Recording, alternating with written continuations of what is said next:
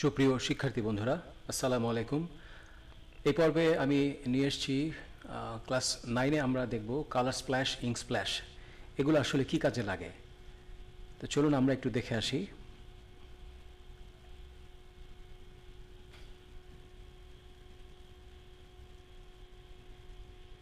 আচ্ছা, এগুলো হচ্ছে ইঙ্ক স্প্ল্যাশ। স্প্ল্যাশটি আসলে আমরা সকলেই চিনি, কিন্তু নামগুলো জানা ছিল না।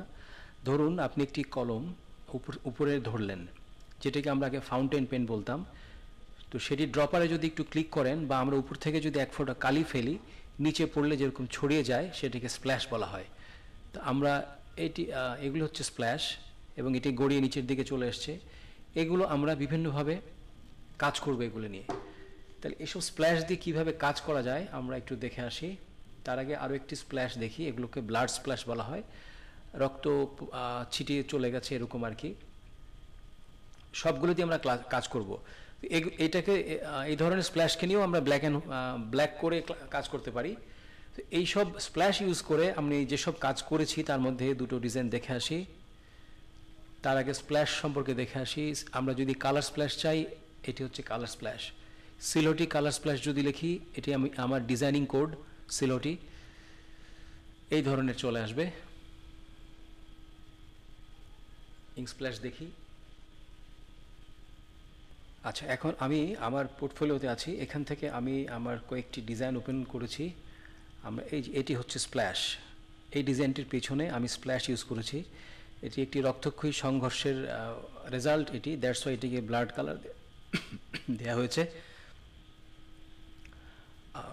আমরা অন্তত এটুকু জানি, আমরা যারা নেটিভ আমেরিকান নিয়ে কিছুটা জানি, এরা অত্যন্ত একটি সংঘর্ষের মধ্যে দিয়ে তারা তাদের জাতিগত দ্বন্দ্ব বেঁধেছিল বহু বছর আগে।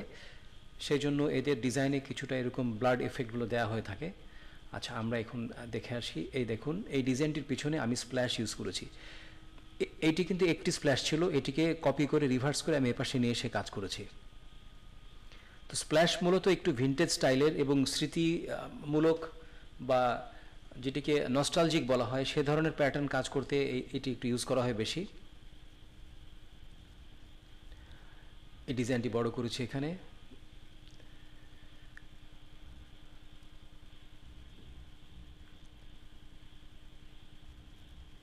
টোটাল ডিজাইনটি এটি আমরা আরো বড় করে দেখছি।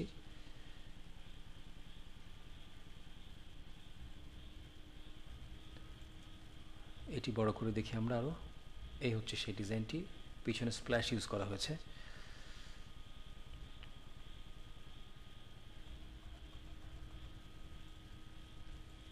আরেকটি দেখি আমরা। তো এটিও রক্তক্ষয়ী সংঘর্ষের একটি সাবজেক্ট, পিছনে ব্যাকগ্রাউন্ডে ব্লাড এফেক্ট দেওয়া হয়েছে। নেটিভ আমেরিকানদের এটি একটি সিম্বল, দুঃখিত। এই সিম্বলটি ইউজ করে আমরা এটির একটি স্টোরি দেওয়া হয়েছে এখানে, এবং পিছনে বোঝানো হয়েছে যে একটি যুদ্ধের রেজাল্ট। তো যুদ্ধে অবশ্যই ব্লিডিংয়ের একটা ব্যাপার থাকে, রক্তক্ষয়ী সংঘর্ষের বিষয় থাকে, সেই জন্য এফেক্টগুলো ইউজ করা হয়েছে। তো আমরা এগুলো ব্ল্যাক অ্যান্ড হোয়াইট স্প্ল্যাশকে নিয়েই ব্লাড কালার দিয়ে কাজ করা হয়েছে। বেশ কিছু মকআপ প্লেসমেন্টের পরে এখানে র ডিজাইনটি দেখানো হয়েছে। তো দেখুন আপনারা এখানে আমরা কিভাবে ইউজ করেছি। ডিজাইনের মধ্যে একটুখানি দেখুন, আমরা এখানে এটিকে কিন্তু ফন্টগুলো দিয়ে এবং এলিমেন্টে দিয়ে পাথ অফসেট পাথ করে ঠিক সেটি দিয়ে এগুলোকে আমরা মাস্কিং করে নিয়েছি। যে মাস্কিংয়ের কাজ আমরা কিছুক্ষণ আগে করে এসেছি, গত ক্লাসে করেছি। ট্রান্সপারেন্সি মাস্কিং দিয়ে আমরা কাজ করেছি। 565টি ট্রাইব আছে, এই ট্রাইবের উপরে মানে তাদের জাতি আছে 565টি, এটা নিয়ে আমরা কাজ করব। তো কেউ যদি মনে করেন যে নেটিভ আমেরিকানের 565টি ট্রাইবের উপরেই কাজ করতে পারেন, তাহলে এটি করেই আপনারা বহু দূর যেতে পারবেন, অসংখ্য ডিজাইন করতে পারবেন। 565টি তাদের জাতিগত ভাগ আছে, এই ভাগের মধ্যে তাদের মধ্যে আবার লিডার আছে, লিডার নিয়েও আলাদাভাবে কাজ করতে পারবেন। তো এগুলো আসলে স্টাডির বিষয় আছে কিছু।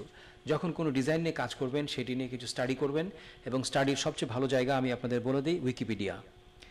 উইকিপিডিয়াতে ঢুকে যে কোনো একটি বিষয় নিয়ে আপনি লিখবেন, সেটির ডিটেলস আপনারা পেয়ে যাবেন, সেটা যে কোনো বিষয় হোক।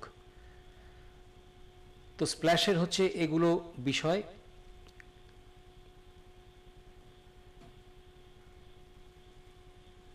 এগুলো হচ্ছে স্প্ল্যাশ। পরবর্তীতে আমরা যখন কোনো ডিজাইনে ঢুকব তখন আমরা স্প্ল্যাশ ইউজ করে ডিজাইন দেখব, বা যখন যদি প্রয়োজন পড়ে আমরা ডিজাইন দেখব। তো এখন যেহেতু আমরা পাথ চিনি, অফসেট পাথ চিনি, আমরা ট্রান্সপারেন্সি মাস্কিং জানি, এখন যে কোনো রকম ডিজাইন নিয়ে ফন্ট বসে আমরা ডিজাইন করতে পারবো। তো পরবর্তীতে আস্তে আস্তে আমরা 2-1টি ক্লাস পরে ডিজাইন শুরু করব এবং বেশ কিছু ডিজাইন করে দেখানো আছে, তার মধ্যে ইনশাল্লাহ আশা করি আমরা এরকম স্প্ল্যাশ ওয়ার্ক পাবো। তো সকলকে অসংখ্য ধন্যবাদ এই ক্লাসটিতে থাকার জন্য। পাঠশালার সাথে থাকুন, আমরা একসাথে সামনে এগিয়ে যাব। সকলকে আমন্ত্রণ রইল আগামী ক্লাসে। অসংখ্য ধন্যবাদ এবং আসসালামু আলাইকুম।